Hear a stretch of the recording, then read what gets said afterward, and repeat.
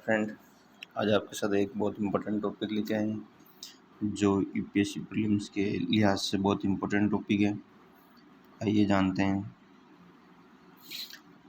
Topic का नाम आपने पहले शुरुआत में देखा होगा, जिसे नाटो क्या है।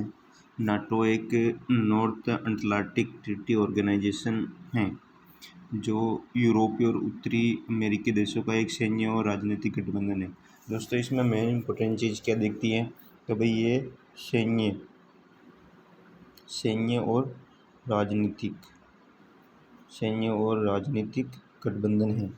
अब आइए जानते हैं इसकी स्थापना कब हुई थी। नाटो की जो स्थापना हुई थी वो 4 अप्रैल 1949 को हुई थी। इसका हेडक्वार्टर बेल्जियम के ब्रेसलेस में है। ठीक है, आइए नाटो की जो स्थापना हुई थी दोस्तों, उस टाइम ऐसा बताया जाता है कि अमेरिका समेत 12 देश इसके सदस्य थे। अब इसके टोटल जो देश हैं वो 30 हो गए, जिनमें से 28 देश यूरोपीय 28 कौन से हैं? यूरोपीय हैं, और 2 उत्तरी अमेरिकी देश हैं। ये भी बहुत इंपॉर्टेंट चीज़ है, जिनमें 28 जो 30 अब टोटल सदस्य इसके 30 हो गए, जिसमें से 28 तो है यूरोपीय देश और 2 कौन से हैं? उत्तरी अमेरिकी देश हैं। अब जानते हैं कि भी इसकी क्राइटेरिया क्या है, इस देश के इस संगठन के कर्तव्य क्या हैं। इस संगठन की सबसे बड़ी जो जिम्मेदारी हैं, जो उनके सदस्य हैं नाटो और उसकी आबादी, उनकी क्या करना? सिक्योर करना या उनकी रक्षा करना। ठीक है, नाटो की सबसे बड़ी जिम्मेदारी क्या है? नाटो देशों की एवं उसकी आबादी की रक्षा करना। अब अक्सर चर्चा में आता है दोस्तों, आपने भी सुना होगा, जो नाटो का जो आर्टिकल 5 है बहुत चर्चा में रहता है। इसके बारे में जानते हैं।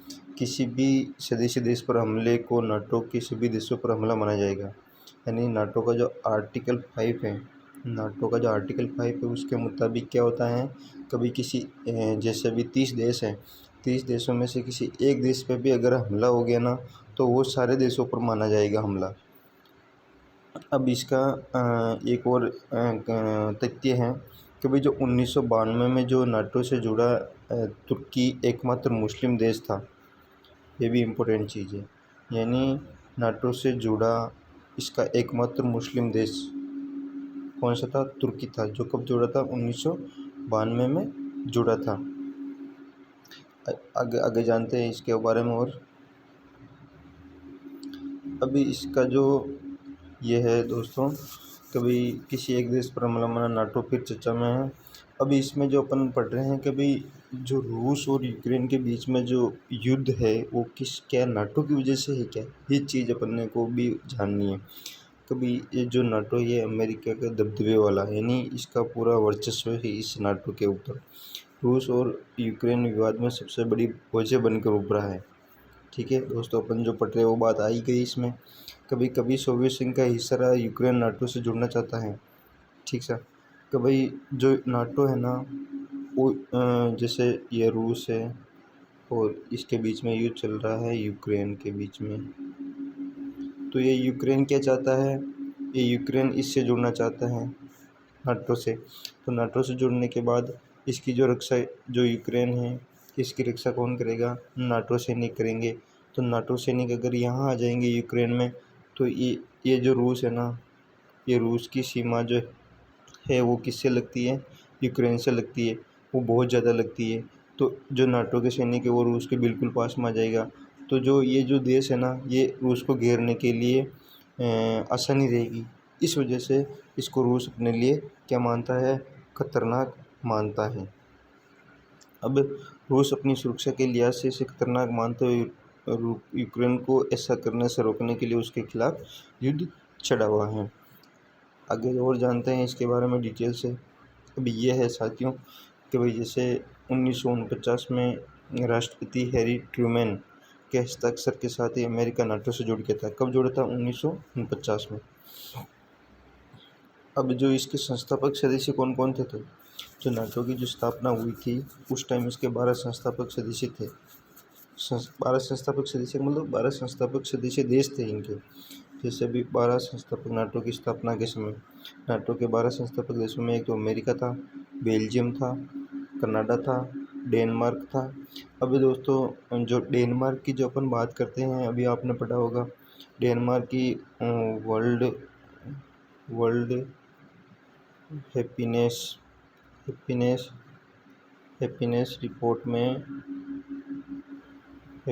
रिपोर्ट में सेकंड रैंक आई थी वर्ल्ड में। फर्स्ट रैंक किसकी आई थी उसमें? इसकी वर्ल्ड हैप्पीनेस रिपोर्ट में डेनमार्क की कौन सी सेकंड रैंक आई थी। इसमें टॉप 5 में नीदरलैंड था, ये नीदरलैंड भी था। ये दोस्तों बहुत इंपॉर्टेंट चीज़ है, इसका भी ध्यान रखना। अब अपन जैसे पढ़ रहे थे अभी, नाटो के 12 संस्थापक सदस्य कौन कौन से थे। अमेरिका था, बेल्जियम था, Canada, Denmark, France, Iceland, Italy, Luxembourg, Netherland, Norway, Portugal और यूनाइटेड किंगडम। ठीक सर, ये अपने यूनाइटेड इसके जो फाउंडेशनल जो कंट्री थी ये वो सारी 12 देश आ गए। अब इसका जो मेन थोड़ा बहुत ही इम्पोर्टेंट चीज़ है इसके बारे में कि भाई इसकी स्थापना 4 अप्रैल 1949 को हुई थी। कब हुई थी? 4 अप्रैल 1949 को। संस्थापक देश कितने थे? 12 थे। टाइप क्या था इसका? सैन्य गठबंधन। दोस्तों अपन ने ऊपर भी पढ़ा था कि भाई इसका टाइप क्या है। एक तो सैन्य प्लस राजनीतिक गठबंधन है। ठीक है। हेडक्वार्टर का ब्रसेल्स में, बेल्जियम, ब्रसेल्स बेल्जियम। अभी कितने सदस्य हैं? 30 है। अधिकारी की इसकी भाषा क्या है? हिंदी। लैंग्वेज क्या है इसकी? ऑफिशियल लैंग्वेज अंग्रेजी और फ्रेंच है, इंग्लिश और फ्रेंच है। अभी महासचिव कौन से? Jens Stoltenberg. ठीक है। अब इसकी नाटो की जो टोटल सेना कितनी है वो 30 लाख से अधिक है। नाटो की जो सेना कितनी है वो 30 लाख है, 30 लाख से अधिक है। और इसका जो रक्षा, इसका ये वो इम्पोर्टेंट चीज़ है दोस्तों कुछ कि भाई इसका बजट कितना होता है। 1174 अरब डॉलर है। कितने? 1174 अरब डॉलर है। ये इसका ऑफिस, इसका फुल नेम है North Atlantic Treaty organisation.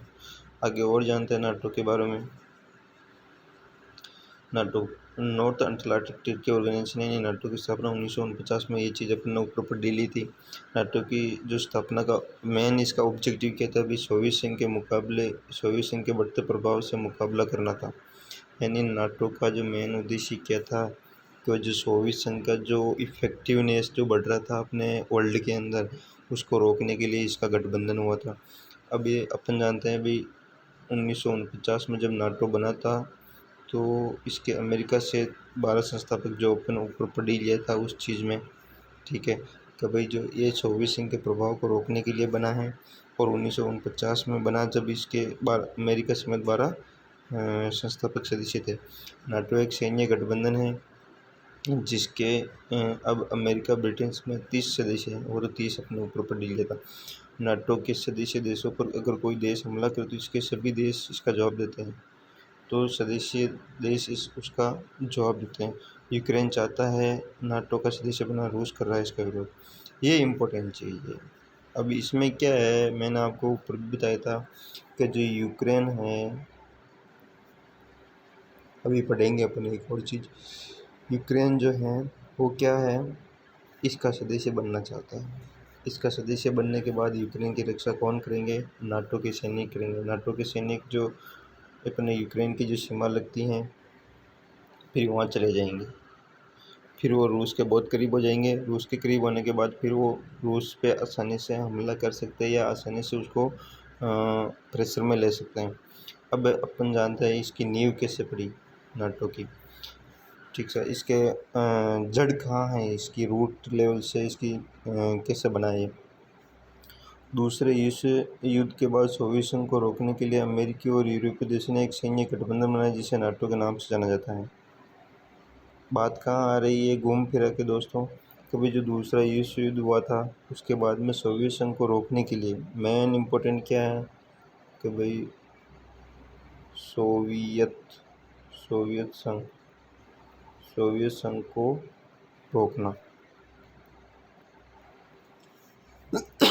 Sorry दोस्तों, सोवियत संघ को रोकना इनका मुख्य उद्देश्य था। उसकी वजह से नाटो की स्थापना की थी। अब दूसरे विश्व युद्ध के बाद सोवियत संघ और अमेरिका दूसरे विश्व युद्ध के बाद सोवियत संघ और अमेरिका दो सबसे बड़ी ताकत बनकर उभरे जो दुनिया पर अपना दबदबा कायम करना चाहते थे। इससे अमेरिका और सोवियत संघ के संबंध बिगड़ने लगे और उनके बीच कोल्ड वॉर की शुरुआत हुई। दोस्तों, बहुत इम्पोर्टेंट चीज़ है कि भाई दूसरा विश्व युद्ध में दो ही चीज़ें अपने वर्ल्ड में शक्तिशाली थी सेकेंड वर्ल्ड वॉर के बाद। एक तो अमेरिका थी और एक सोवियत संघ था। अमेरिका ये अपना दुनिया पर अपना दबदबा कायम करना चाहते थे। अमेरिका और फिर अगर दोनों ही अगर शक्तिशाली है तो दोनों के संबंध तो बिगड़ेंगे। ठीक है, अगर ये जैसे रूस है, ये सोवियत संघ है और ये अमेरिका है। अब ये दोनों ही क्या है, शक्तिशाली है। दोनों ही शक्तिशाली भी, ये भी चाहेगा और ये भी चाहेगा भी मैं शक्तिशाली बनूं। तो अभी ये दोनों के बीच में क्या है, अपने आपसी रिलेशन क्या हुए, बिगड़ने लग गए। ठीक है, तो बिगड़ने लग गए तो इसको रोकने के लिए इसने अपने जो समर्थक देश है उसके साथ मिलकर क्या बनाया, नाटो बनाया था। अब आगे बढ़ते हैं और इसके बारे में। सोवियत संघ की कम्युनिस्ट सरकार दूसरे विश्व युद्ध के बाद कमज़ोर पड़े यूरोपीय देशों पर अपना प्रभुत्व स्थापित करना चाहती थी। सोवियत संघ की योजना तुर्की और ग्रीस पर अपना दबदबा बनाने की थी। यानी सोवियत संघ की जो योजना थी क्या थी, तुर्की और ग्रीस पर अपना दबदबा बनाने की थी। साथियों, अपना ऊपर पड़ा था तुर्की 1992 में नाटो से जुड़ने वाला एकमात्र मुस्लिम देश था। तुर्की और ग्रीस पर कंट्रोल से सोवियत संघ काला सागर के जरिए होने वाले दुनिया के व्यापार को नियंत्रित करना चाहता था। ये उनकी क्या है कि कार्य योजना थी, कभी अपन ऐसा करेंगे तो ऐसा हो जाएगा। अब है सोवियत संघ की इन विस्तारवादी नीतियों से पश्चिमी देशों और अमेरिका से उसके संबंध पूरी तरह खराब हो गए। ठीक है, ये फिर अगर ऐसा करना चाहते थे, इस वजह से इनके क्या संबंध खराब हो गए। अब आगे पढ़ते हैं इसके बारे में। आखिरकार यूरोप में सोवियत संघ के प्रसार को रोकने के लिए यूरोपीय देशों और अमेरिका ने मिलकर नाटो की नींव डाली थी। ये बात वहीं आ गई कि भाई जो सोवियत संघ के प्रसार को रोकने के लिए यूरोपीय देशों और अमेरिका ने मिलकर नाटो की नींव डाली थी। अब जब जैसे अपन ने पढ़ा भी 1992 में कौन जोड़ा था, तुर्की जोड़ा था, जो क्या था, एकमात्र मुस्लिम देश था। अब उसी तरह 1955 में जर्मनी नाटो से जुड़ा। उसी तरह 1955 में जर्मनी नाटो से जुड़ा और इससे कोल्ड वॉर और गहराया। और सोवियत संघ ने इसका जवाब वार्सा पैक्ट में दिया, क्योंकि सोवियत संघ ने वार्सा पैक्ट बनाया था उस टाइम, तो उसमें उसका ये जवाब क्या दिया, इससे दिया था। 1955 में कौन जुड़ा था, जर्मनी जुड़ा था, जर्मनी नाटो से जुड़ गया था। अब अक्सर जो चर्चा में रहता है साथियों, जो नाटो का आर्टिकल 5 है वो क्या है, जो सबसे महत्वपूर्ण है। ठीक है, नाटो के लिए आर्टिकल 5 सबसे महत्वपूर्ण है और इस सैन्य संगठन की मूल आत्मा है।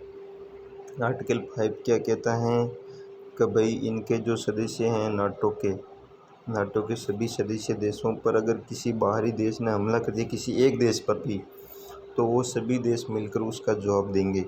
ये संगठन अपने सदस्यों की सामूहिक रक्षा में यकीन करता है। इसका मतलब है कि इसके किसी भी देश के खिलाफ बाहरी हमले को सभी सहयोगियों के खिलाफ हमला माना जाएगा। ये चीज़ मैंने आपको ऊपर भी बता दी थी। 2001 में अमेरिका के वर्ल्ड ट्रेड सेंटर पर आतंकियों के हमले के बाद नाटो ने पहली बार आर्टिकल 5 का इस्तेमाल किया था। इसके तहत अफगानिस्तान में आतंकियों और तालिबान के खिलाफ नाटो देशों ने सैनिकों ने संयुक्त कार्रवाई की। यह भी इम्पोर्टेंट चीज़ है, इसको भी देखना। वर्ल्ड ट्रेड सेंटर पर आतंकियों ने हमला किया था उस टाइम, उसमें नाटो इसका आर्टिकल 5 का इस्तेमाल किया था। अब सोवियत संघ नाटो को रोकने के लिए लाया था वार्सा पैक्ट, क्योंकि अपन साथियों पढ़ रहे हैं कि भाई जो रूस और यूक्रेन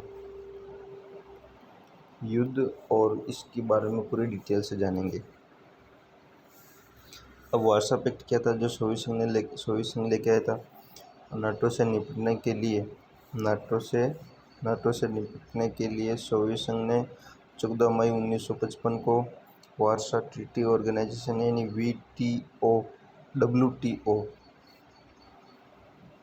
WTO यानी वार्सा पैक्ट किया था।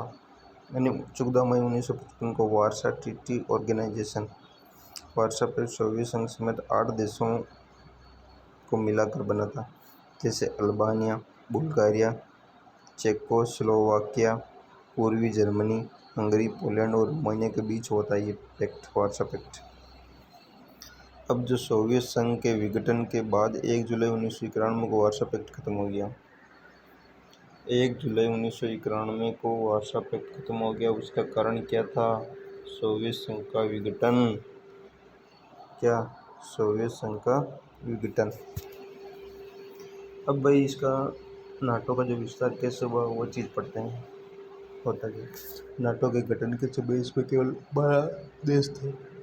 इसके बाद अगले 6 सालों में यानी 1955 तक, 1955 में कौन जुड़ा था? जर्मनी जुड़ा था। तक इससे 3 और देश तुर्की, ग्रीस और पश्चिमी जर्मनी जुड़ गए थे। तुर्की 1992 में जुड़ा, जो एकमात्र मुस्लिम देश था। फिर ग्रीस जुड़ा, फिर पश्चिमी जर्मनी जुड़ा था 1955 में। सोवियत संघ के साथ अमेरिका के कोल्ड वार 1945 से 1990 के दौरान नाटो का विस्तार लगभग थमा रह गया था। इस दौरान केवल 1982 में स्पेन ही नाटो से जुड़ा था। केवल एक ही देश जुड़ा था उस टाइम, कोल्ड वार चल रहा था। नाटो से जुड़ा था, कौन जुड़ा था? स्पेन जुड़ा था। लेकिन सोवियत संघ के विघटन के बाद इसने तेज़ी से विस्तार किया। नाटो से जुड़ने वाला आखिरी देश उत्तरी मैसेडोनिया, यानी जो नाटो से जुड़ा था वो आखिरी देश कौन सा था? उत्तरी मैसेडोनिया था, जो 2020 में जुड़ा था। लेटेस्ट न्यूज़ है दोस्तों। तो जो 2020 में जुड़ा था, नाटो के अब कुल 30 सदस्य देश हो गए हैं। नाटो के अब कुल 30 सदस्य देश हो गए हैं। ये जो जानकारी है दोस्तों, ये है अपने कभी कौन सा देश नाटो से कब जुड़ा, ये चीज़ें इसमें लिखी हुई है। आपकी जानकारी के लिए मैंने यहाँ लगाया है कभी कौन सा देश इसमें जुड़ा, कौन सा। ये 2020 में उत्तरी मैसेडोनिया। ये चीज़ ये ध्यान रखना इम्पोर्टेंट, जो लास्ट कब जुड़ा, कौन जुड़ा, ये चीज़ अब देख लेना इसको। अब अपने जो मेन टॉपिक पे आते हैं, कभी रूस यूक्रेन विवाद की वजह क्या नाटो है क्या, वो चीज़। 1991 में जब सोवियत संघ का विघटन हो गया था तो नाटो ने खास तौर पर यूरोपीय और सोवियत संघ का हिस्सा रहे देशों के बीच तेज़ी से प्रसार किया था। यानी क्या किया कि भाई जो सोवियत संघ का जो हिस्से थे ना देश, उसको नाटो ने क्या अपने कब्जे में लेने के लिए तैयारी शुरू कर ली थी। तो उसके बीच में क्या हुआ कि भाई जो इसके यूक्रेन के जो आसपास हैं, या जो यूक्रेन है, ये यूक्रेन खुद चाहता है कि भाई मैं नाटो का सदस्य बनूं, तो अपनी रक्षा के लिए नाटो सैनिक आ जाएंगे। 2004 में नाटो से सोवियत संघ का हिस्सा रहे 3 देश, जो सोवियत संघ का हिस्सा रहे कभी, लातविया, एस्टोनिया, लिथुआनिया जुड़े।